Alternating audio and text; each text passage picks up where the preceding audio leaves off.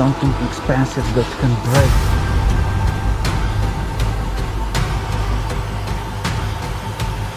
It's 2 o'clock in the morning, and it was the scariest thing ever happened, and I should have gone with my gut on them.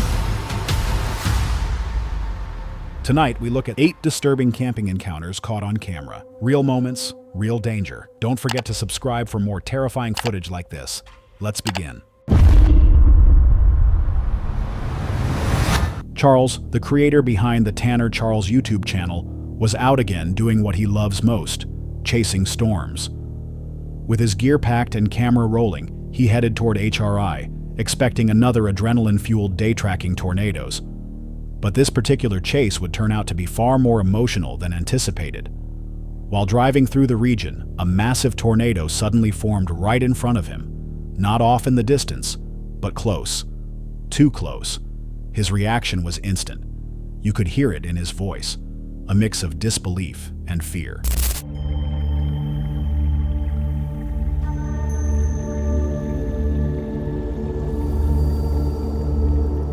All right, there it is right there.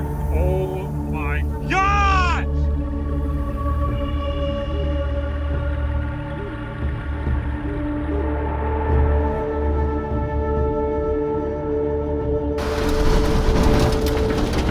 Oh my gosh!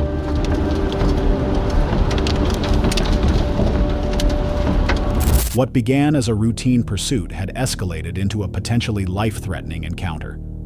He quickly shifted into full storm chaser mode, following the twister as it carved its way across the land. But within moments, the situation changed dramatically. The tornado tore through a nearby neighborhood, leaving a trail of destruction in its path. What had started as documenting extreme weather had now become a rescue mission. Oh my gosh. Is he okay? Oh my gosh.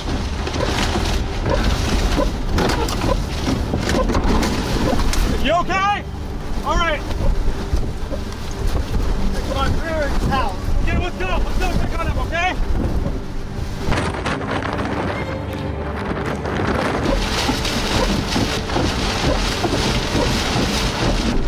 Here, you're okay. Here, just get in it, okay? Oh my gosh. Oh my gosh. Okay, let's go check on your parents. As Charles approached the impact zone, he came across a man who appeared panicked. The tornado had just struck his parents' home. The house was now reduced to splintered wood and scattered debris. Without hesitation, Charles joined him, sprinting toward the wreckage to check for survivors. Are you okay? Yeah. Here, you can get in my car. Here, let's take our time, though. Let's take our time, okay? Let's take our time. The two of them began carefully navigating the destroyed home, calling out, searching. Chaos was everywhere. Broken furniture, twisted metal, shattered glass. But somehow, they stayed focused. Beneath the rubble, they discovered the elderly couple who had been inside when the storm hit. Miraculously, they were alive, shaken, injured, but responsive. Charles offered what help he could until emergency services arrived. Paramedics took over, transporting the couple to the hospital. Despite the devastation, there were no life-threatening injuries. But the home they had lived in for decades? Completely leveled. Moments like this show that storm chasing is more than just capturing nature's fury. It often places people in the path of real human crisis. Charles didn't just film a tornado, he became part of the story. What if he hadn't been there? Would help have come in time? Hold on a sec. If you're enjoying this so far, make sure to hit that subscribe button. Let's continue.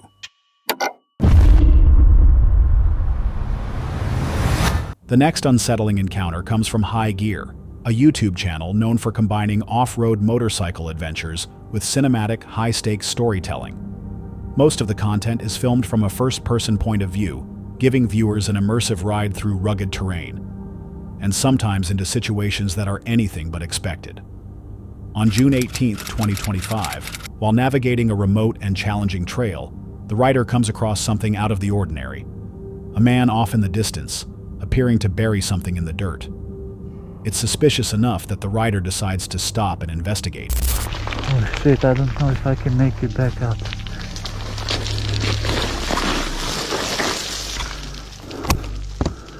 Where is that hole, man?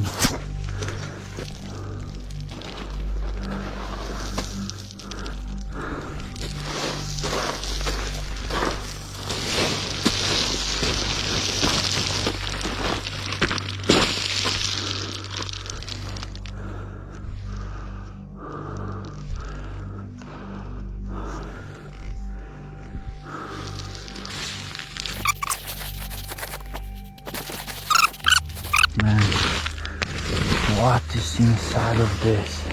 Oh,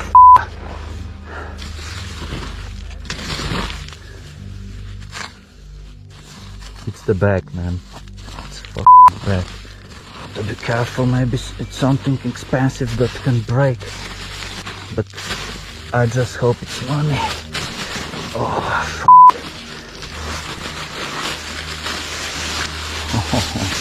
no, there's not a lot of things inside of this, but it's a bag and we want to know what that is. Gun.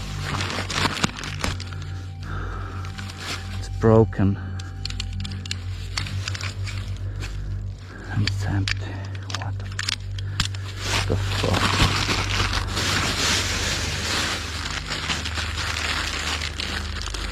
There is a lot of hundreds inside of this bag, man. Oh my god, where should I put this?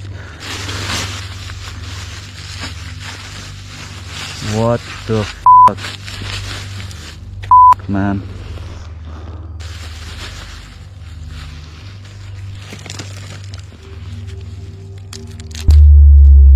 Holy f***.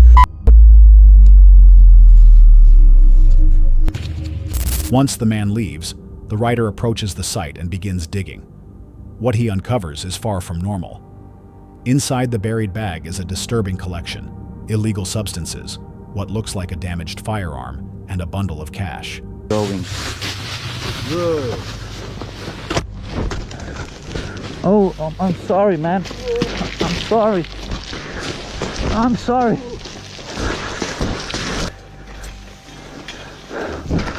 Oh, oh.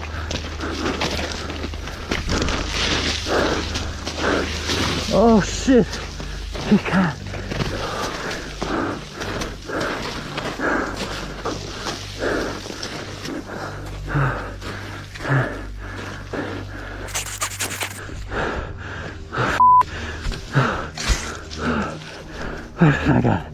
I got to get this shit.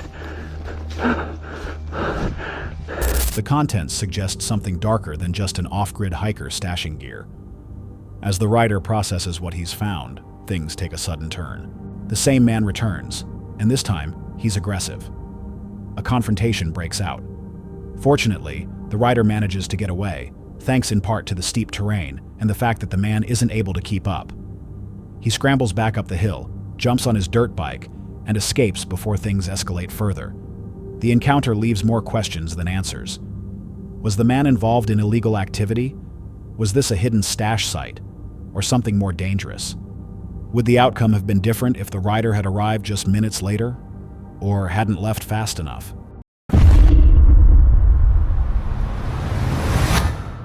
A quiet, soft-spoken 22-year-old named Stormdwell from Belgium wasn't your typical content creator. In fact, he barely spoke in his videos.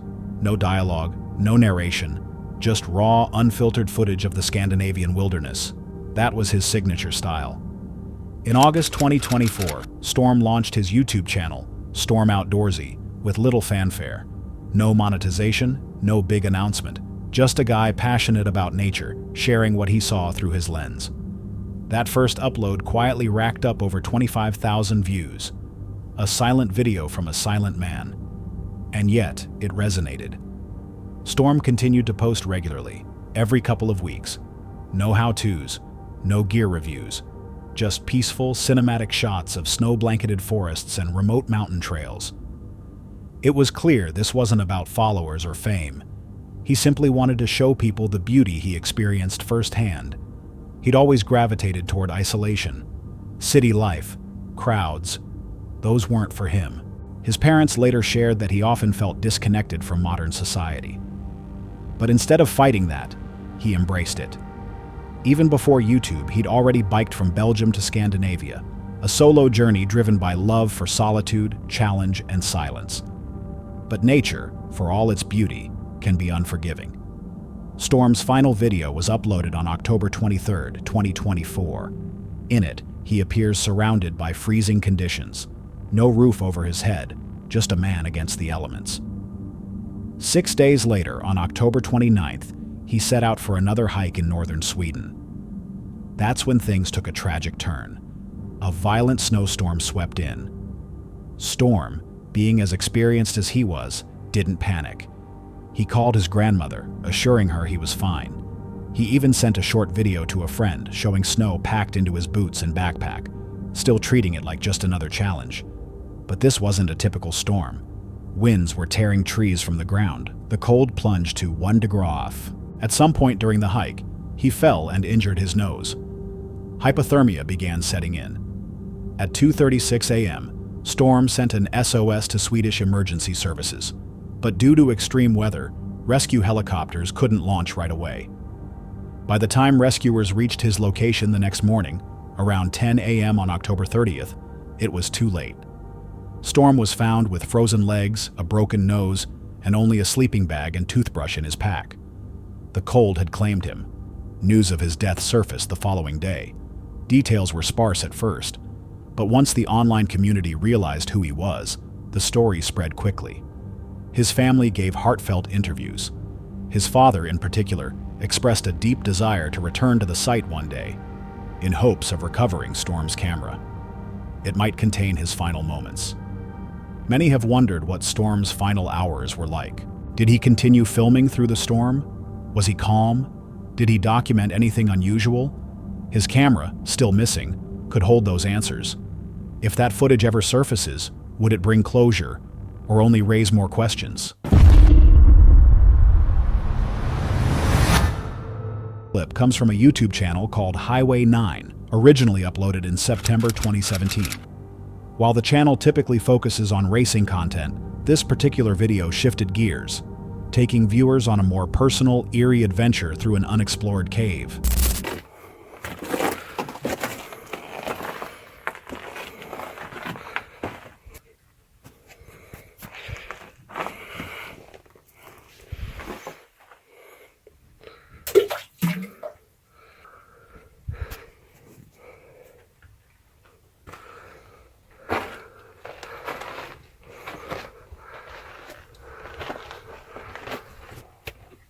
Out.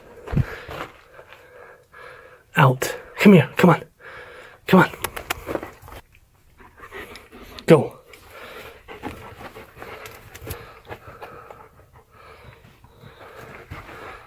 Accompanied by his dog, the creator cautiously entered the cave, their footsteps echoing through the tight, dark space. Initially, everything felt manageable. They moved slowly, scanning the terrain, until they reached what appeared to be a dead end. That's when he noticed something odd, not paranormal, but disturbing in its own way.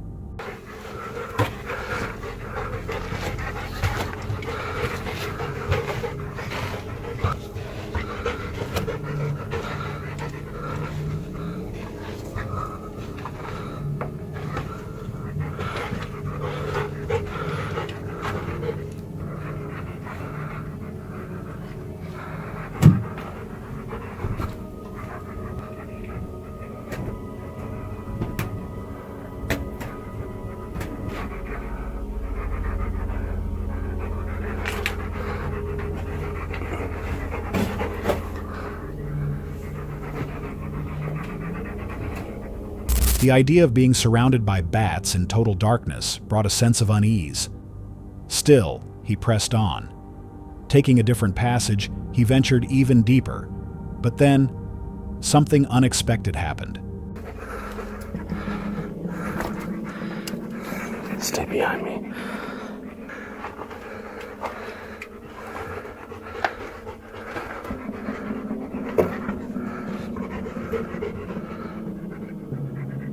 What the fuck is that? Oh shit! Go, go, go, go, go! Come on, Missy! Come on, Missy! In the distance, he spotted a dark silhouette. At first, it was nearly imperceptible, blending into the shadows of the cave walls. But it was definitely there. Even his dog picked up on it. Without hesitation, they turned and sprinted back toward the entrance. Though the footage offered no concrete explanation, the figure appeared to be human-sized and deliberately motionless. Was it someone hiding? A fellow explorer? Or simply a play of shadows amplified by fear and adrenaline? Some believed the presence was too still to be a living person, raising questions about what really lurked inside. Could it have been another hiker? Or something else entirely, waiting in the darkness? Let us know what you think in the comments. On June 18, 2025, a solo camper from the YouTube channel Forest Expanses set out into the deep wilderness of Katmai National Park, Alaska, a region known for its rugged terrain, ancient forests, and dense grizzly bear population. His channel, typically focused on bushcraft, survival shelters, and quiet observation of wildlife, rarely captures anything overtly dangerous. But this trip would test more than just his craftsmanship. Hidden beneath the forest floor, in a self-built subterranean shelter, he hoped for a peaceful stay. What he got instead was 10 uninvited visitors. And one of them got disturbingly close.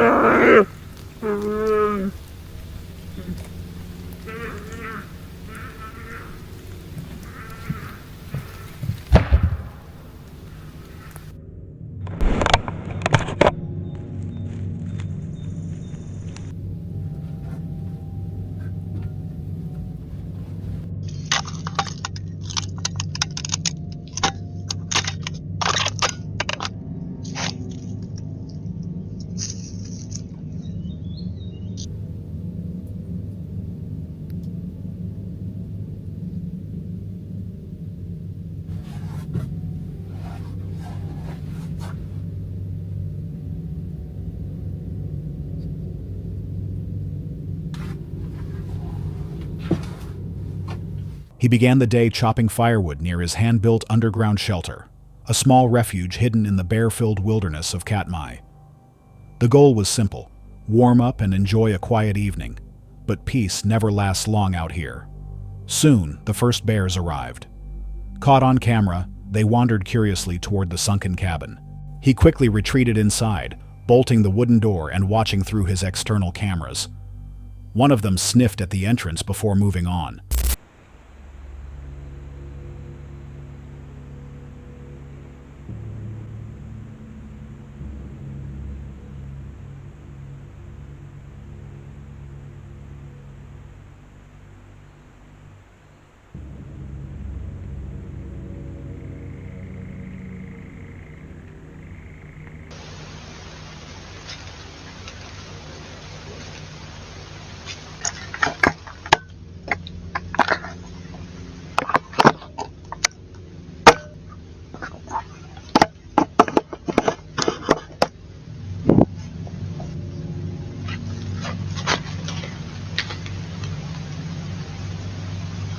As night fell, they returned, this time a mother and her cub.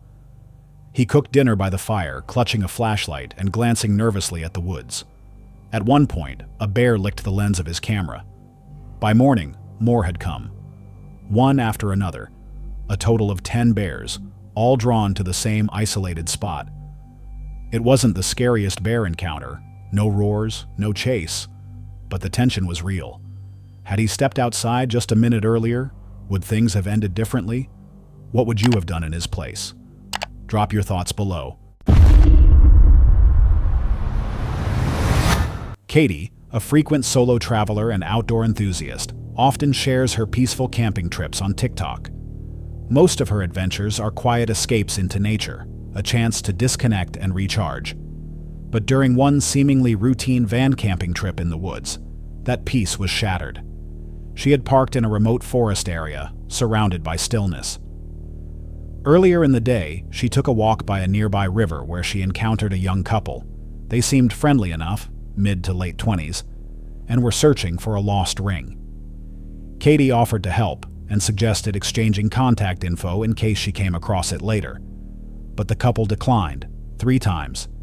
Instead, they insisted that if she found it, she should hide it somewhere nearby.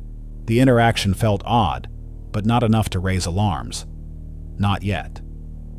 That night, everything changed. It's 2 o'clock in the morning and I just had the scariest thing ever happen, and I should have gone with my gut on this.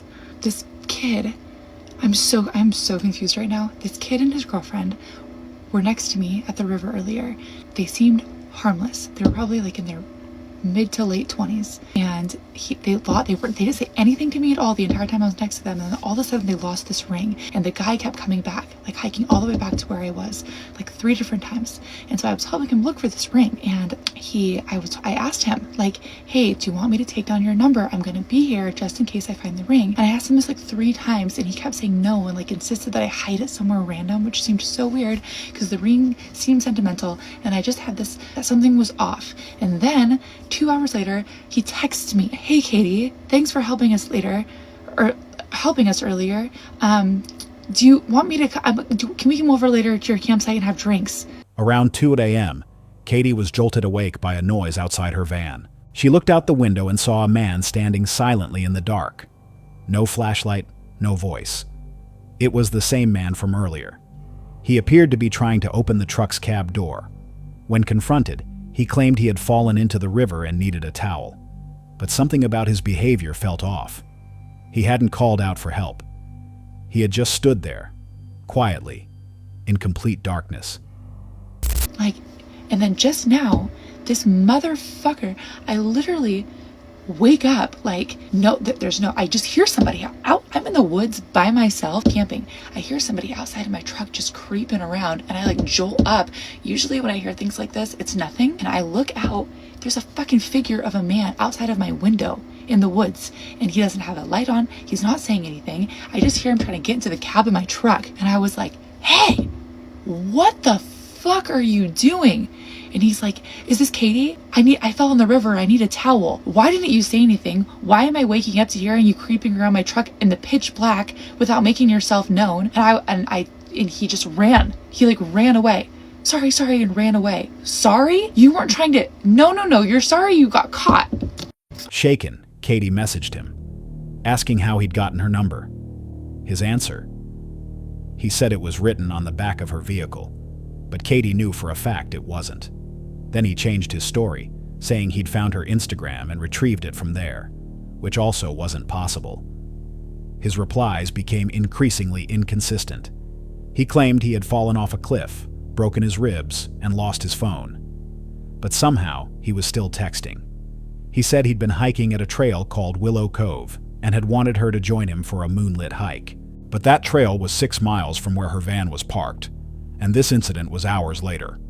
Even more unsettling. I ended up having my phone number. I thought it was really weird, and then I found him standing outside of my camper at 2 o'clock in the morning in the woods in the dark trying to get in. I am like coming off of an adrenaline rush right now, so hang on, bear with me.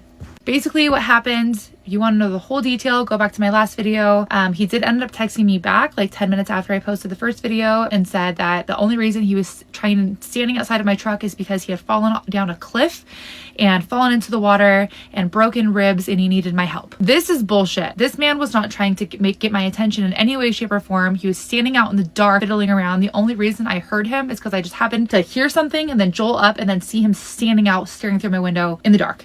If he needed help, he would have made himself known. That is not true. When the cops showed up, I explained the situation and I said, you guys are the local police. Did you guys get a call that a man fell off a cliff in the middle of the night and was injured and was in an ambulance on the way to the hospital? He said, no, we did not. And we would know. We're linked up with the EMS, where the cops and the EMS are a team.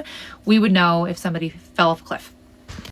When Katie first spotted him outside her window, he hadn't used any light. He hadn't knocked. He had simply stood there until she noticed.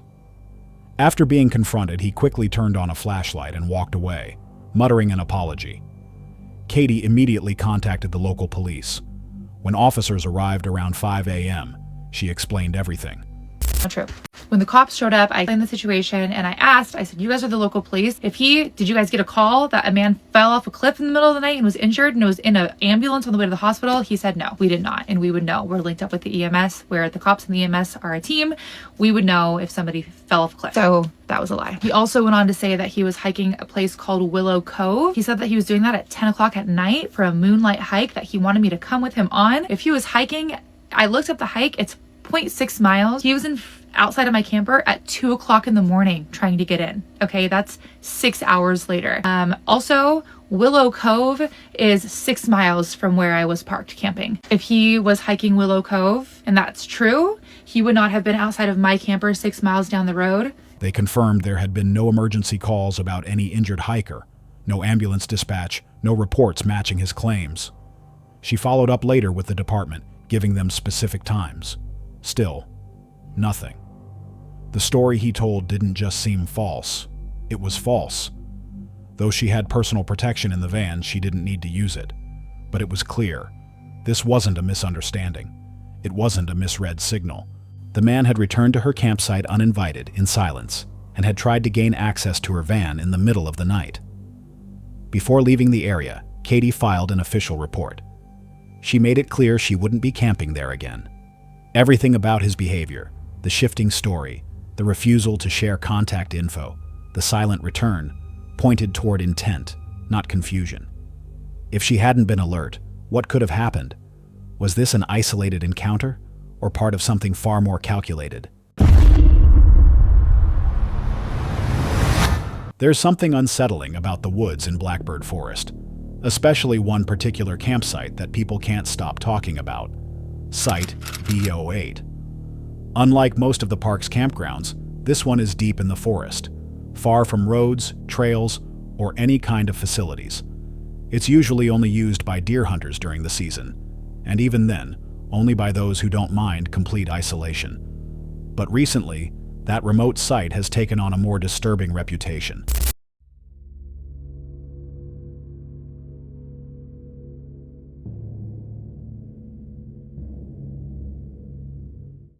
A video has started making its way around online, posted by someone who spent the night alone at Site B08. At first, everything seems normal, quiet, still. But then, while scanning the area with a flashlight, something catches the light. A pair of eyes.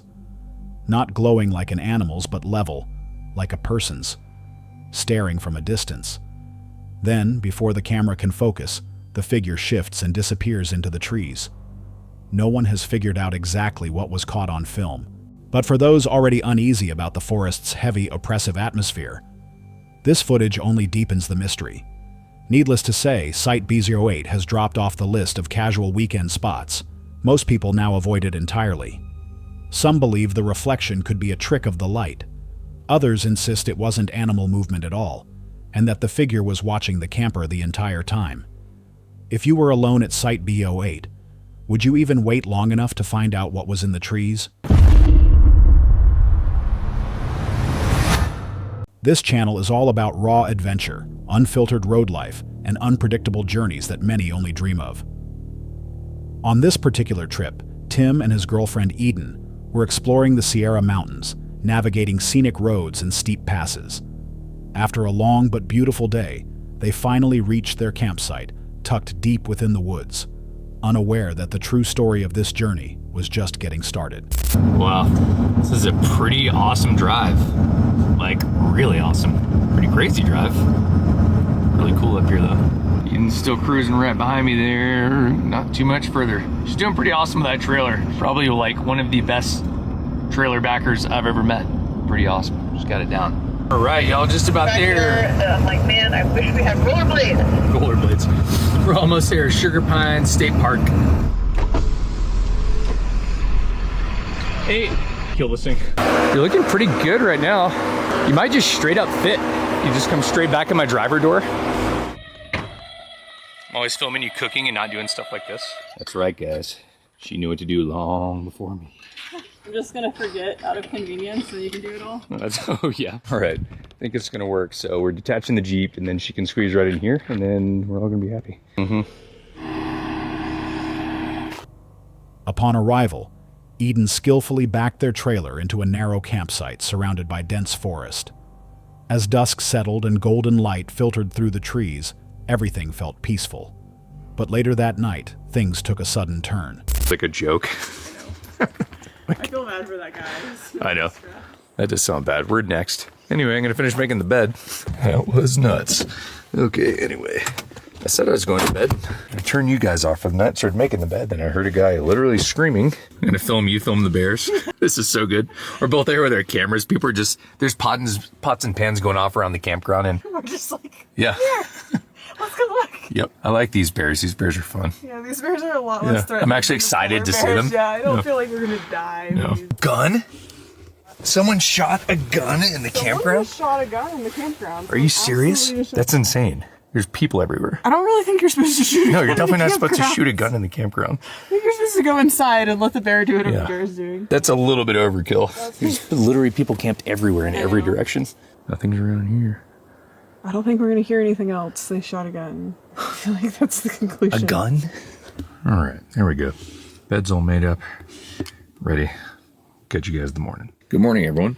We survived the night and coffee going. That was insane. Everything seems pretty quiet this morning. I think Eden's gonna work in some editing for a little bit. Strange noises echoed from nearby. Metal clanging, voices shouting, and a dog barking frantically. A bear had wandered into the campground, and though it was eventually scared off, the tension lingered. Not long after, chaos erupted again. Someone, possibly in panic, fired a gun, right in the middle of a public campground filled with families. The shot rang out into the forest, jarring and dangerous. Though no one was hurt, it shattered any sense of safety. Tim and Eden stayed inside their camper, unsettled but unharmed, hoping the worst had passed. I just realized I haven't filmed anything this morning, but Eden walked outside this morning, and you guys have to watch your video to see it, but the bear tried to get in her camper last night while we were camped right here beside it. There's its paws all over the side of the camper. Little nose smudge Oh yeah, that's my favorite. right there in the window. This one's a nice little. Oh yeah, let's see. That's a good one. Right there, but it ripped the base of the trim right there, completely off of the door. Yeah, you got a little tooth print here. Yep, little Three. tooth mark right there. Walked out this morning, that was like wide open, ripped off. Yeah. I walked over and it was just like hanging out here, and I Yep. was like, bear. Then it came in this side too. And all over my Jeep. Yeah, she's got paws in her Jeep. Yeah, look at that. Here you go. There's bear paws there. Come morning, new evidence surfaced. Clear signs that the bear had attempted to break into Eden's trailer during the night. Smears, paw prints, and even bite marks scarred the side of the camper and her Jeep. Yet despite the close call, they chose to remain, hoping the danger had moved on. It stopped. Oh, you guys hear that? There's people screaming and pots and pans. It's actually a really fun campground to camp in. You just hear people screaming all the time and banging things. Gunshots. Pretty awesome. Really relaxing. Yeah, we're ready for them tonight though. How are we ready? We're gonna jump off this porch and ride that bear. This symphony of car sounds. Oh my god. I'm gonna hang out with him when he comes over. This is so crazy. Is it eating his leg? Like what could possibly be going on? I really want to know if they're like in campers or if they're in tents. I don't know. If they're in tents, I feel like this is a much more reasonable response than, not that it's reasonable, but I feel like it's. Yeah, get the stereo ready. We'll play some music for him. We're gonna try a different solution. We're gonna play some sweet tunes for the bear, and if he eats us, it'll be a good story for someone else to tell. All right, here we go. He's got to be checking out their camp. Oh yeah, the bear was like in the far left side, and then we just heard him from the far right side. I think there's two bears. Oh, there's two bears? Oh, that's good. I think there's two bears. There's a car. They're like, we're leaving, not staying. Yeah, we're over this. No showers, there's bears everywhere. I picked him out a really nice song here though, so you love this. Been sitting out here like an hour and a half. Just wandered up, didn't quite come all the way. Yeah, he was crunching over there. Really sucks because I had like some really good circus music for him ready to go, and the speaker's ready to go, and we're just gonna show him a really good time. You were gonna jump rope. Nice. It's gonna juggle. Yeah. Going off out here. You guys hear that? Move back. Move back. I don't know what to do. I don't know. Could you guys sleep? They're sneaky. They're quiet. That one that wasn't far, like really. He's right behind us. What in the godly is going on out here? It's happening. But by evening, the bear returned, this time with cubs. Tim and Eden once again observed quietly as the animals moved through the area. A taser crackled in the distance, car alarms wailed, and pots clanged as campers tried to drive the bears off.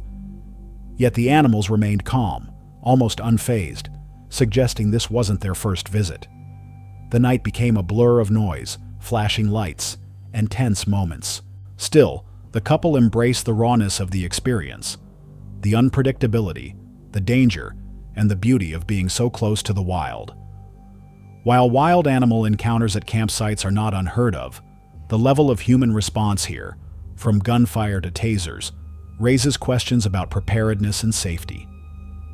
The bear's behavior also hinted at routine exposure to human activity, which could indicate a deeper issue with human-wildlife overlap in these areas.